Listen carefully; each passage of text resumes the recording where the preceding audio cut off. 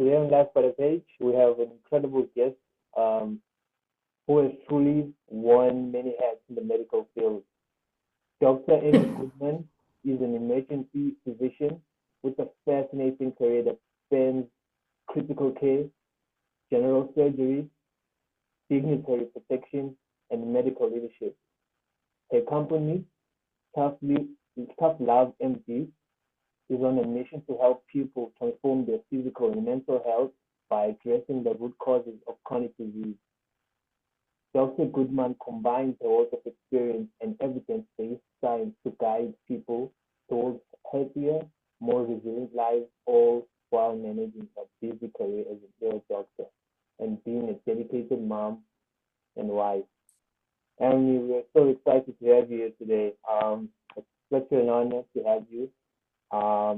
We've been chatting on WhatsApp, texting me, staying excited, coming from the class. So today I'm just gonna start with a short question. You have an incredible varied career in medicine, from emergency rooms to dignitary protection and leadership roles. Also, I've been listening to your interview. You said you're a firefighter, like coming for firefighter.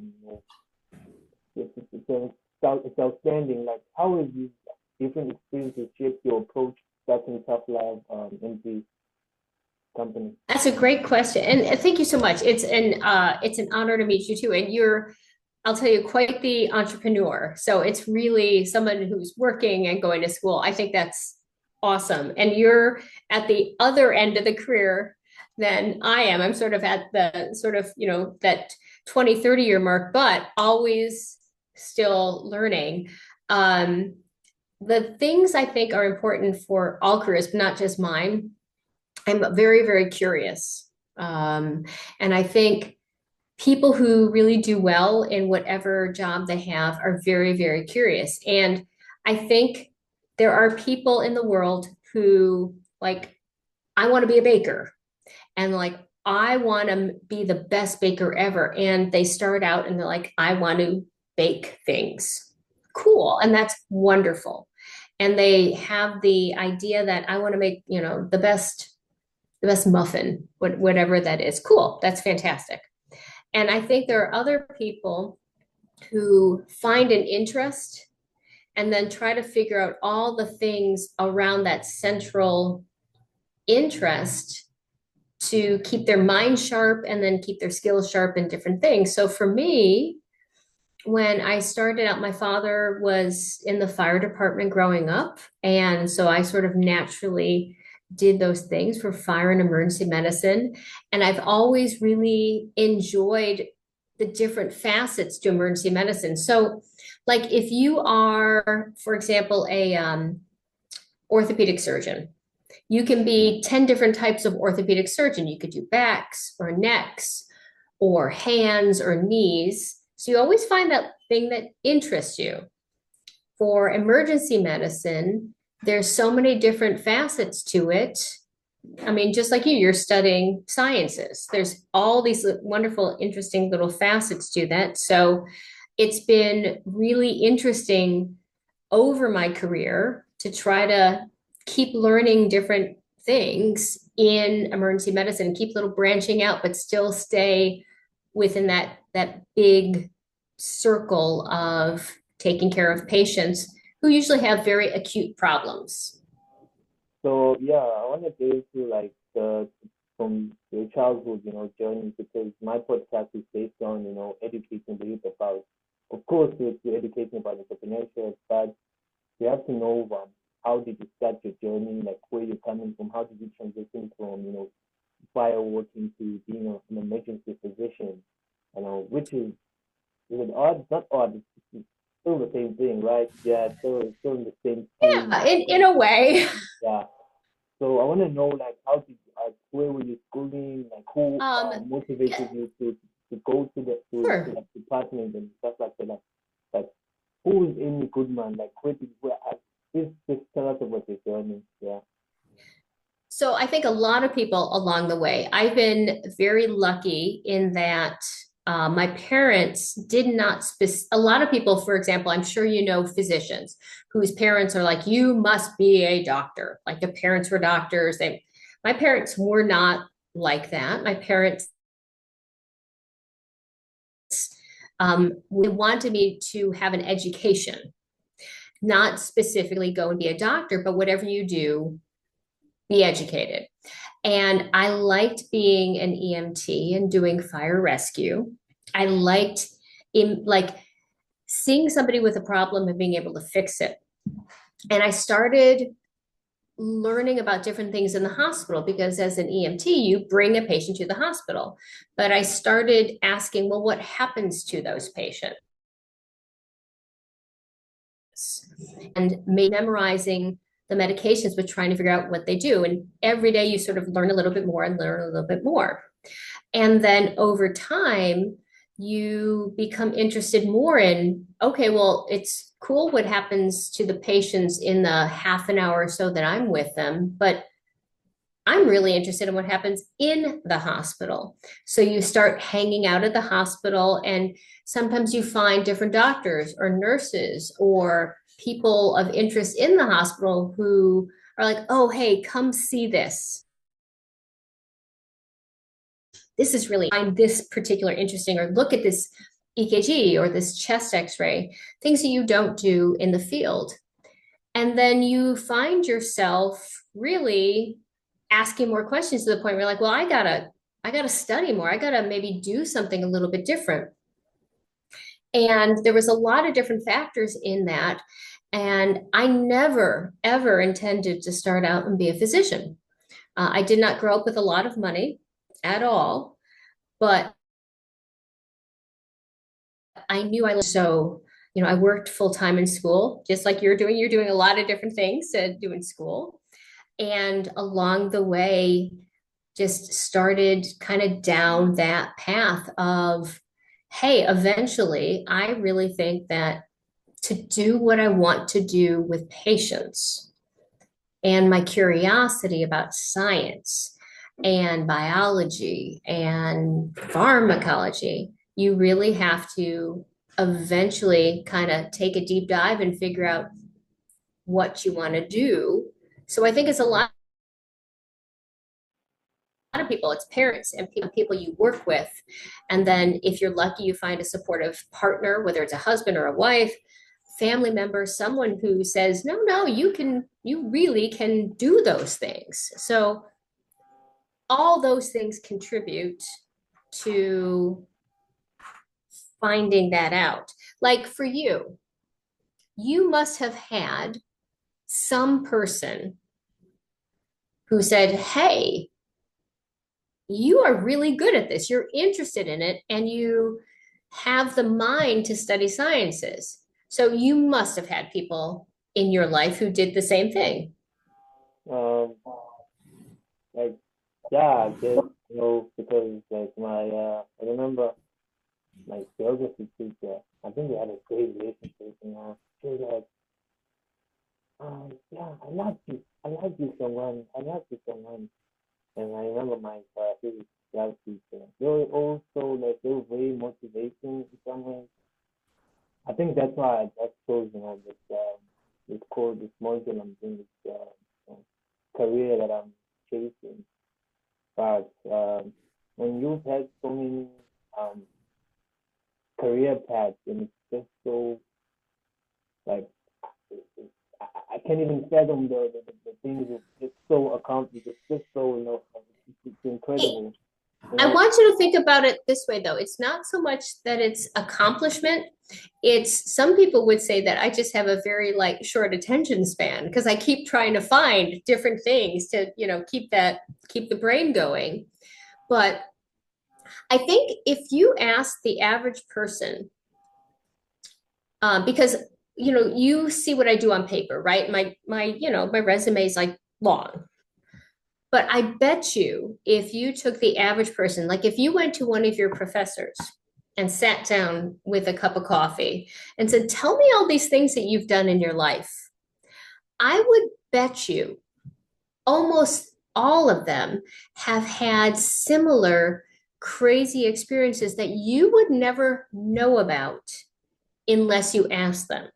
You find out the most remarkable things about people if you ask a question, things that you would never know.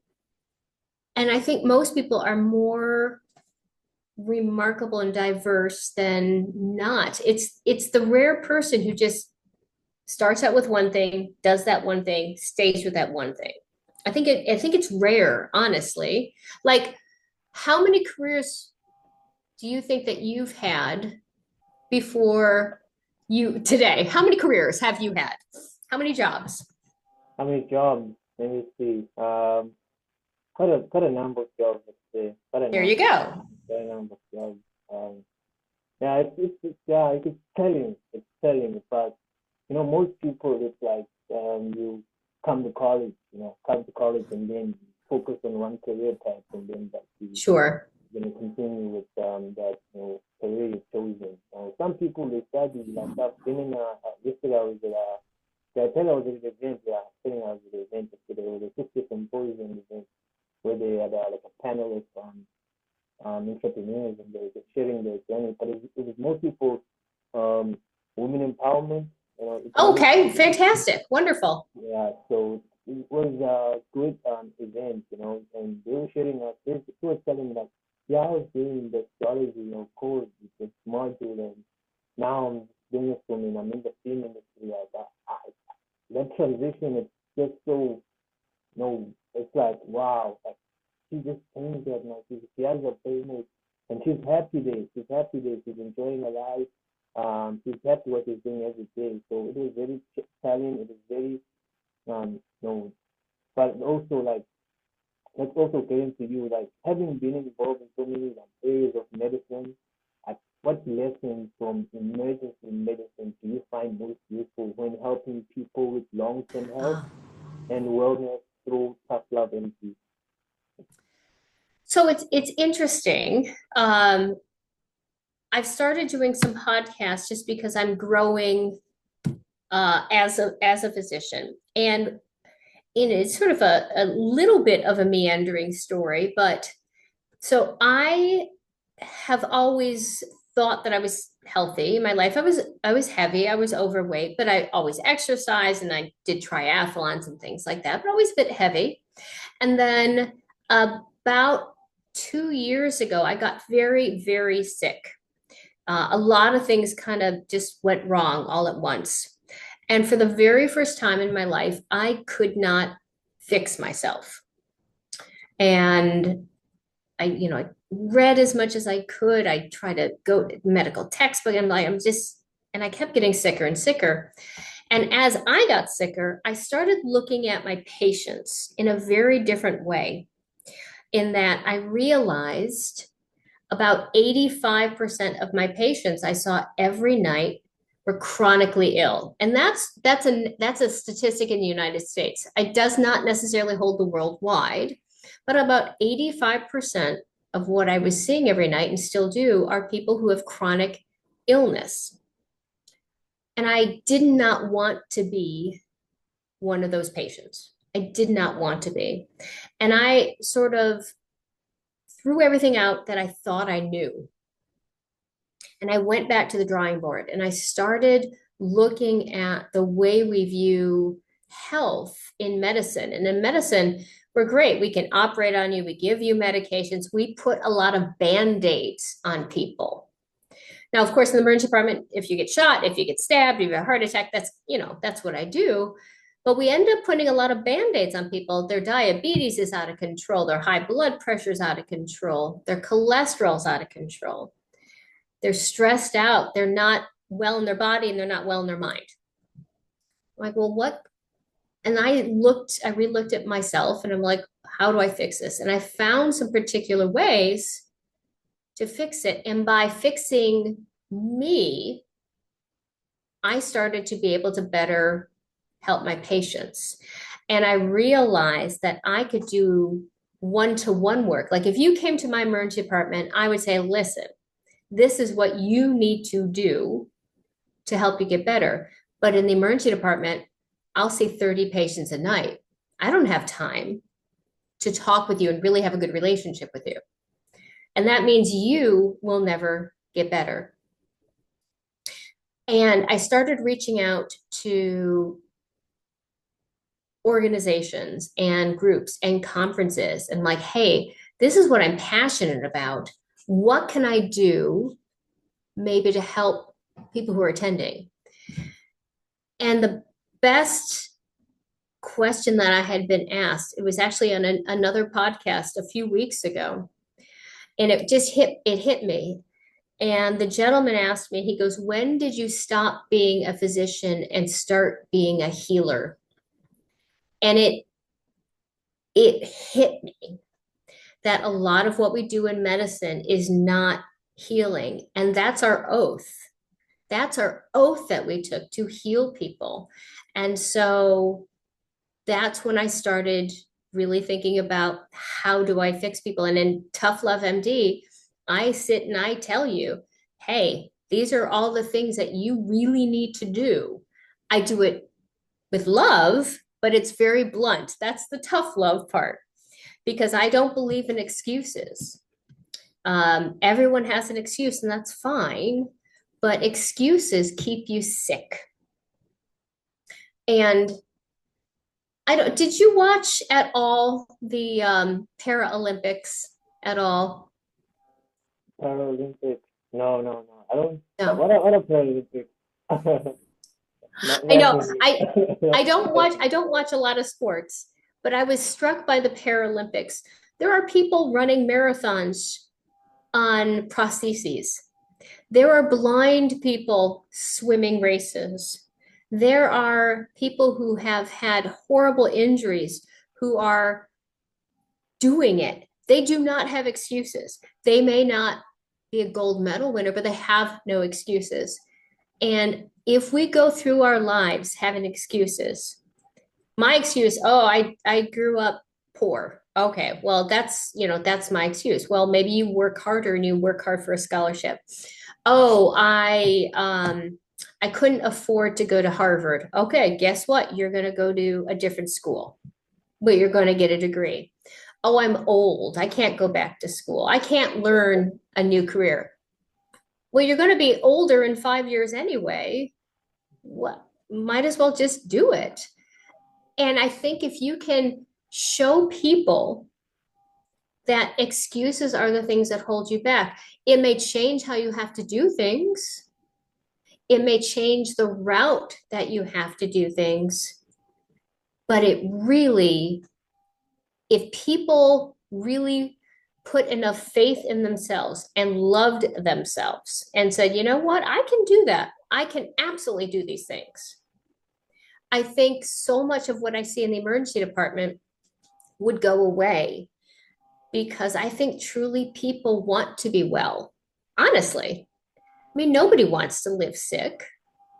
I don't Yeah, think so. yeah, no one wants to do that. So, No. no.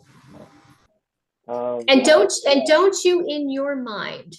So when you started on day one of college to be a scientist, didn't you have a plan for what you want to do with that? You say, I want to be a scientist because in 5 years or 10 years or 20 years, I want to be X, whatever X is. If you have a plan, you start out with a plan. And for you, it might be, I want to be a professor. I want to be a PhD in geology. Cool. That's amazing. It may be, I want to be the person who discovers the next, I'm not going to pretend to know an awful lot about geology, but like the next rock layer. I don't know, whatever the thing is, and I'm going to have it named after me. Everyone has a plan. And if you can figure out how to get there, and it might be like through it, it might be around it, and it might take you 10 years or 20 years. But if people believe in themselves, they can get there. It's the same thing with disease. yeah, you mentioned disease. I think there's this book I've been reading a long time ago. I think it's Tony Robbins' book. I just forgot about it, but like you speak about, the people that sick to get sick. I think it's like 80% of people that get sick or just stay in bed in hospital are people that have fear, not that they're actually sick, you know, it's fear, it's in themselves, it's coming from Yeah. within themselves, it's not what the medicine, not the food they eat, it's what is, can you just elaborate on that in your own research as a doctor who's more qualified? I just want to learn more about that. Is it, are those things like hospitals, are they actually helping us, or like I'm just so curious about all these things. Are they actually helping us, or is it like what's happening? Like I don't know, I don't get it, you know, because some research will tell you, you know, medicine is not helping me as an average person just coming there when they come up and they say, like what's happening? So it's a very interesting thing. I've been really, really lucky to practice internationally. And so I think people in, for example, America, they love taking pills for things. And research has shown that people would rather take a pill than change their life. They'd rather have a surgery than change their life. And, I cannot tell you every night, probably every hour, I have at least two or three patients tell me, oh, the blood pressure medication doesn't work, or the diabetes medication doesn't work. I said, well, what have you done? Well, of course, the diabetes medication doesn't work if you're just eating cupcakes. It's not the medication's fault, it's how you're treating it.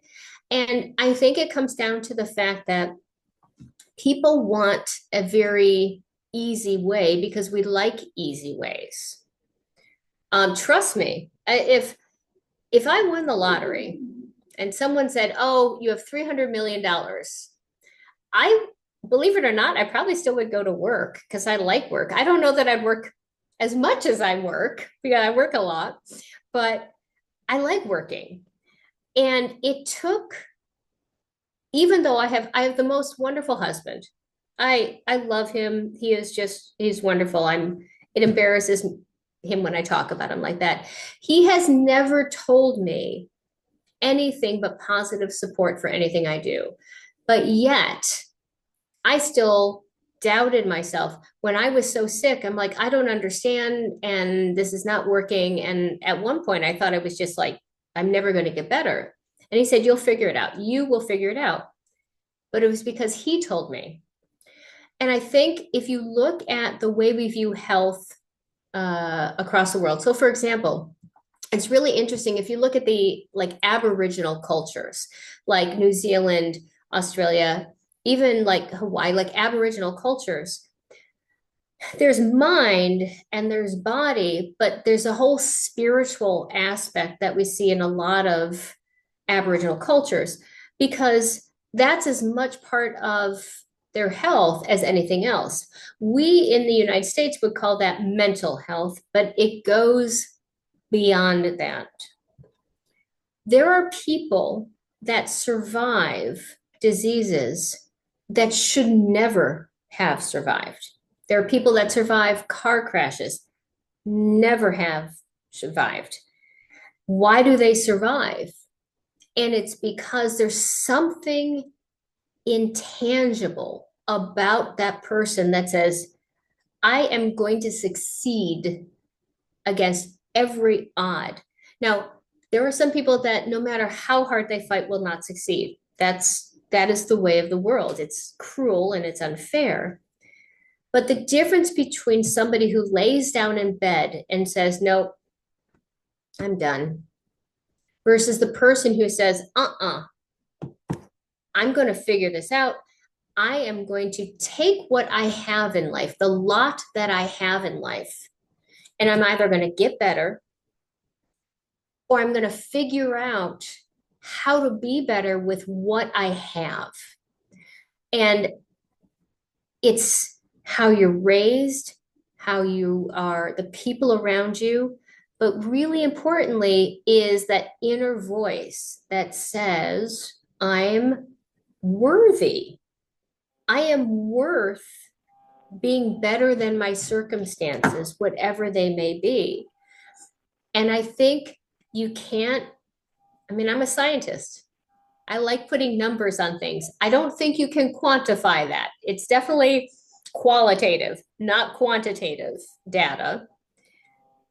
But I'm sure, so not knowing how you grew up and things, I'm sure you grew up with people who were given everything in life, right?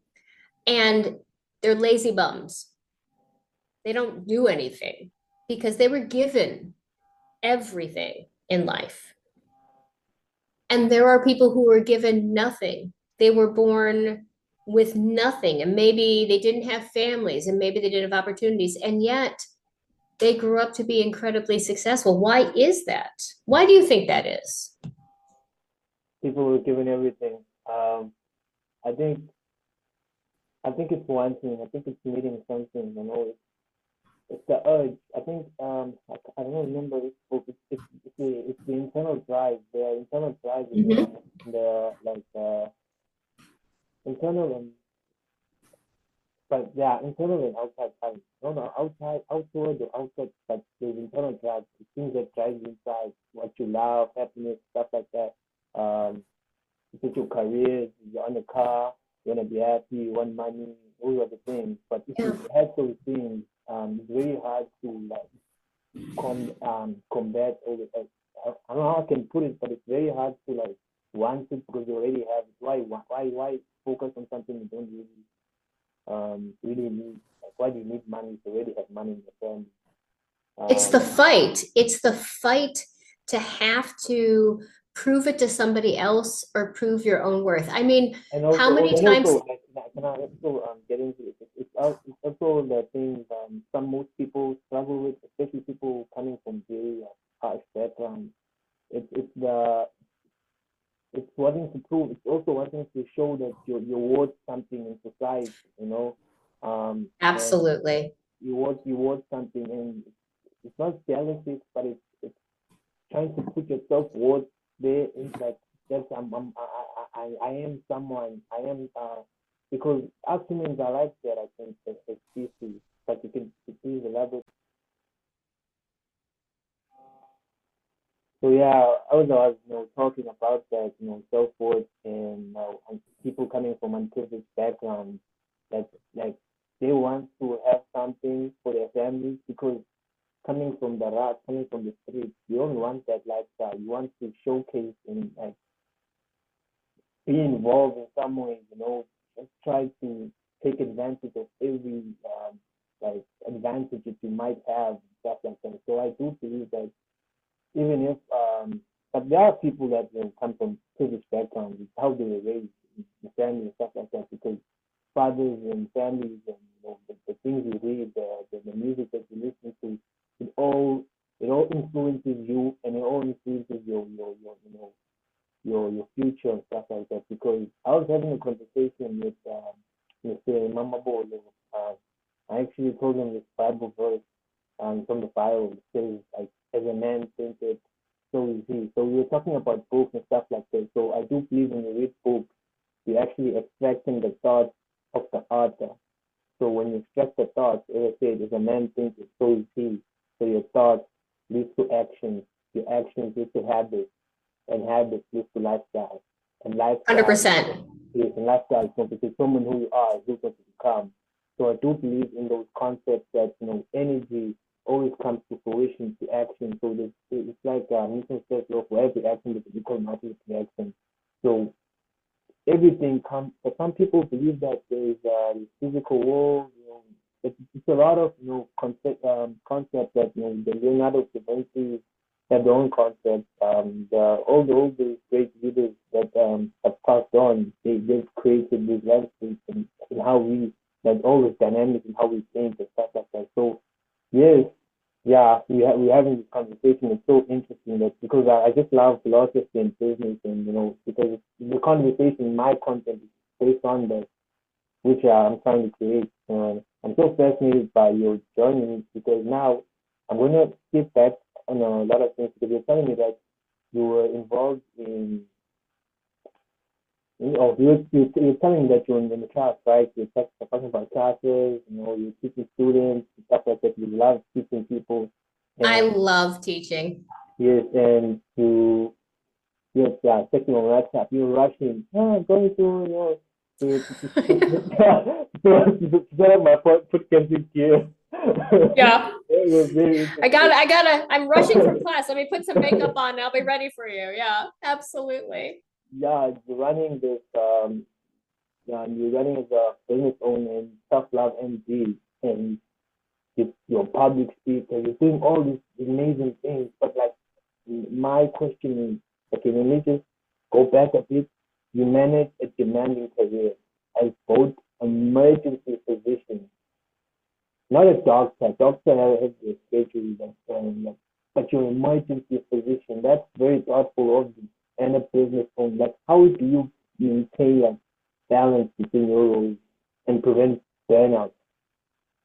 So, yeah, it's a difficult thing because especially when you're just starting a business that you want to be successful, um, burnout is very, very difficult. So you have to kind of figure out, so you talk about, where you want to be. You sort of manifest your future, right? And if you do not at some level love what you are doing, or at least see it as a stepping stone. So, one of the reasons that I've done so many different things in my career is I'm always looking for something that is a little bit different with maybe some different people or a different aspect to it.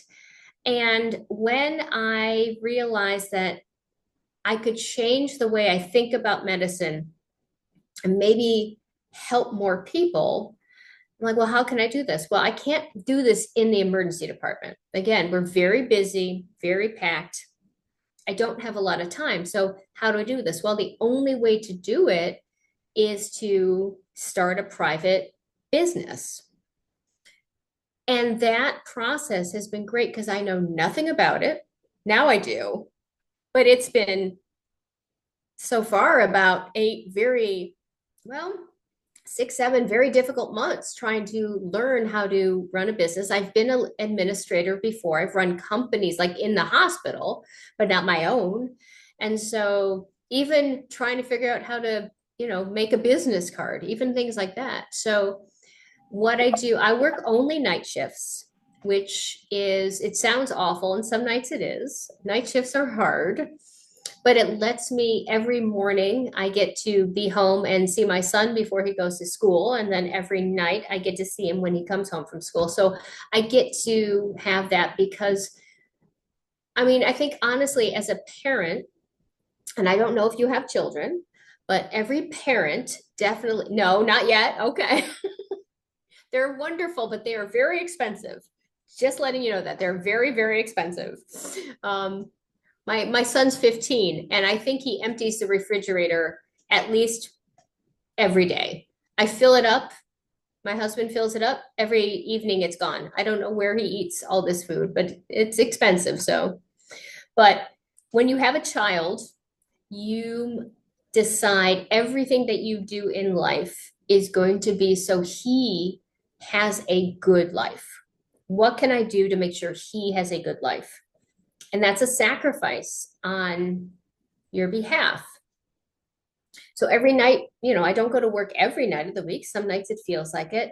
And when I come home, I see him off at school, and then I start my business I do about 3 to 4 hours, even on nights that I work in the emergency department. Go to bed, wake up, go back to work, do it all again. And on days like today, so last night I did not work, but I was up all night doing my business and prepping for a class or writing emails or checking out conferences and trying to be better at different things. So everything that I do is to make sure that not only will I be successful, but make sure that he will have those things that he needs. And I think that's what keeps me happy because, like, when I was in medical school, there was it wasn't a long period of time, but I lived in my car for about 3 months. I'm homeless. And once you have, So you talk about being cold. We were talking cold in South Africa, I think is different than cold in Maine. Maine is in the United States. It's like in the north, it's by Canada, and it is not warm. And in the winter in Maine, I had completely run out of money, didn't have a place to stay. So I lived in my car in the parking lot at the hospital that I was doing my rotations at internship. And I tell people that there are some people who would never have, they're going to live in their car. They don't have a job, or they may be working every day. They don't, but their job, you can't pay for the things in life. I knew that if I worked hard enough, I would not be living in my car forever, but not everyone has that opportunity. And it was because I had a very, very kind mentor. It was a surgeon that I was working with at that time. He did not want to embarrass me. He did not want me to feel shame because I was poor. And so he quietly made sure that after about 3 months, he found a cheap apartment for me to stay in. And he said, they'll charge you $100 a week. Now, I don't know if you know anything about rent in the United States. You can't find, and this was in this was like 19, no, I'm sorry, like 2000, 2002. There's nothing in the United States for $100 a week. Good Lord. But he paid $300 a week for that because he knew I was struggling. He never let me know. He never let me know. I found out later, way after it happened. And he did it in a way because he knew that I was struggling, and he knew that if I was given help, I would be successful. And so I love if I can take, if somebody comes to me, like a student says, I need help with this, or I show them in the hospital, because that EMT in the hospital who's interested, I'm like, come over here, because somebody did that for me. And it's a way of paying it back, because sometimes all people need is to be told that they're good enough to do something. Maybe they didn't have a parent or a mentor or an opportunity. Maybe I can be that one person for them that shows them that, hey, I think you're worth it. Come on, let me show you how to do some cool stuff. Sure. So that to me is one of the most important things about my job when you are successful. And when I have trouble at my company and I'm thinking, oh my God, I'm exhausted. I just can't today. I can't do this. I think, but if I don't get these things done, then maybe I can't show up the next day and be that person that somebody else needs to be. So that helps. I drink a lot of coffee too. And that I drink a lot of coffee. Yeah, I must say, it must be a lot of work. I mean, but you're so inspirational. I just want to tell you that I'm just inspired by your work and like how you just dedicated in just doing good to humanity. And there are few people who just do that, you know. And you were talking about those specific challenges that you face, but I want to getting to know like what like during your building this business, Tough Love Media, Tough Love MD, like what specific challenges that you faced and how have you overcame them while balancing clinical work? So I will tell you, I am absolutely not overcome anything completely yet, because so I am in my 50s.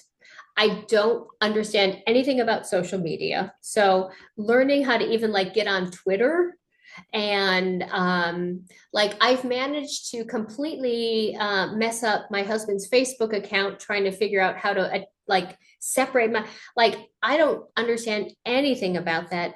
Like learning the business of running a personal business, that's hard.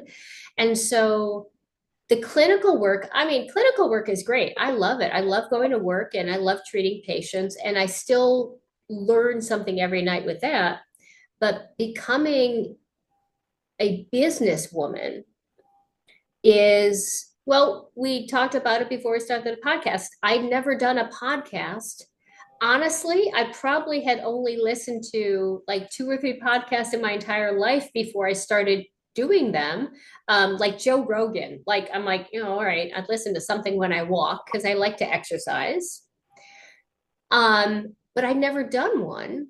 And one of my coaches, you seek out people to teach you. Hey, you have a skill, teach me how to do that. Because I mean, you can go to YouTube and you can learn those things there, but it's better to have somebody who's an expert that you say, hey, I need help. One of my coaches said, you need to learn how to think on your feet when you're talking to somebody.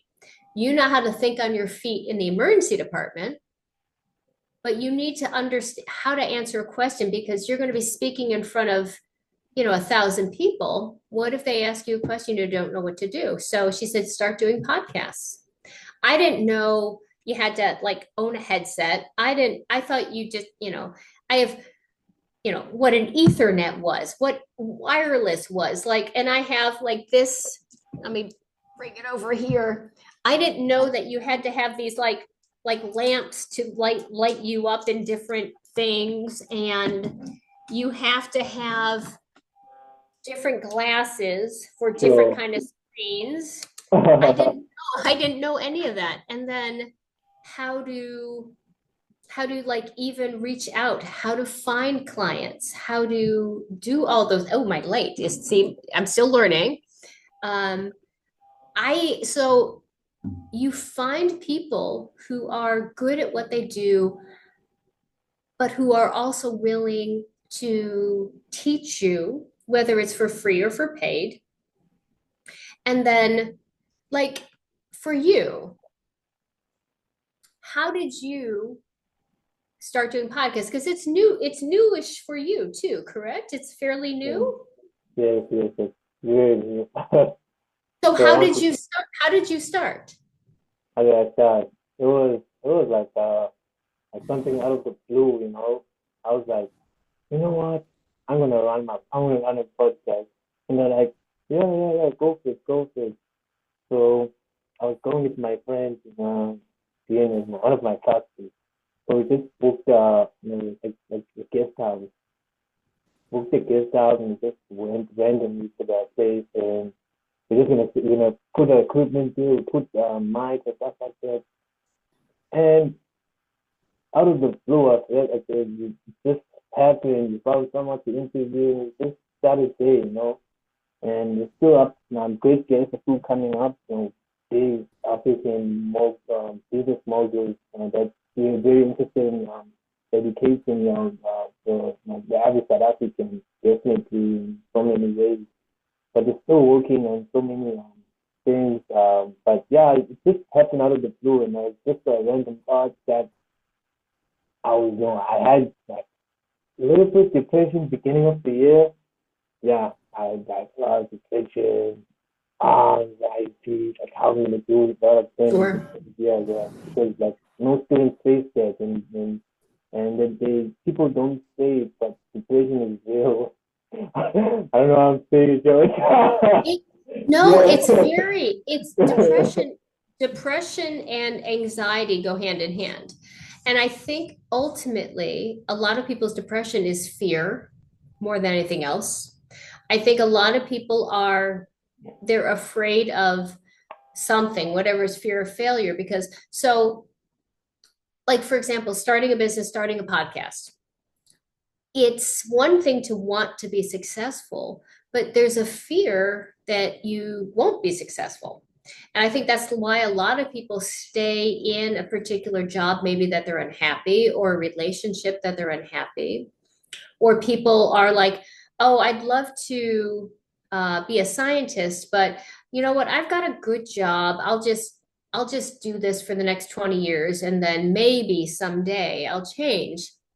And I think that can be very depressing, or people who can't change their circumstances. There are, and I still say the worst job that I ever had was one summer. during college. I was taking some additional classes in summer because I knew I wasn't going to have enough money for 4 years of college. So I had to figure out how to do it in like 3 and kind of squish it, right? I every night I cleaned up grease on the machines in a ball bearing factory. So it was a huge company. They had all these huge machines. And to make the ball bearings, they had to have grease because otherwise the machines would stick. And so every night, a team of workers, there was about 20 of us, would be assigned. It was about 5 or 6 different machines, and you had to scrub the machine top to bottom, remove all of the grease so the machines would work. So every night you went in around 6, 8 o'clock, and you spent 8 hours scrubbing grease in these machines.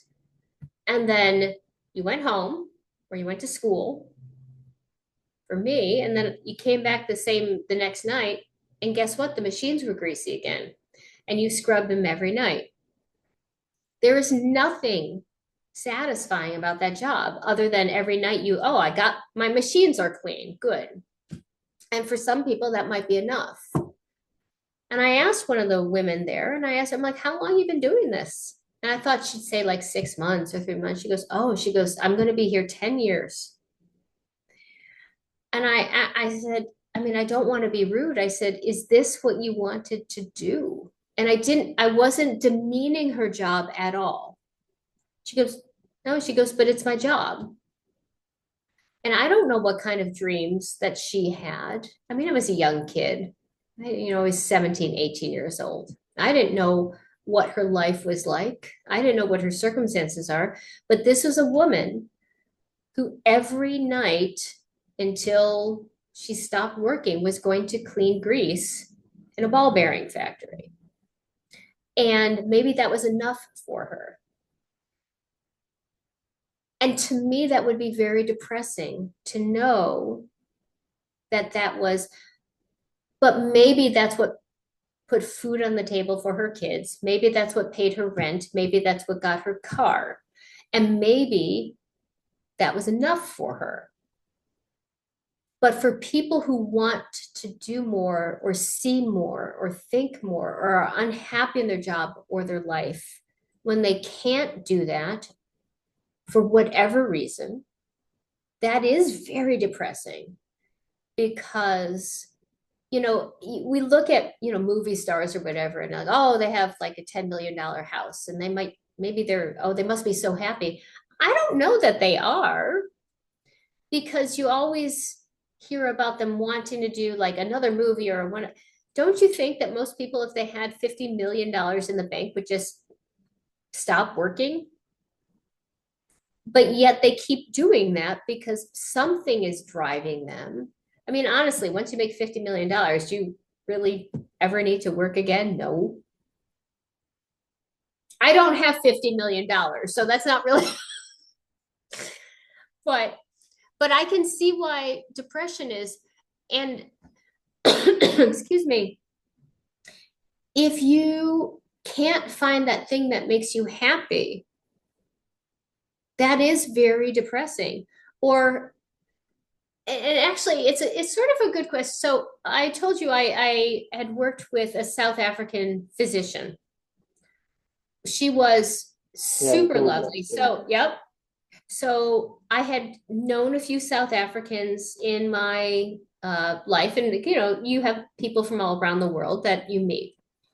But I took a job on a cruise ship for a while to be a physician on a cruise ship because I was, curious. I like being on cruise ships, and I thought it was interesting.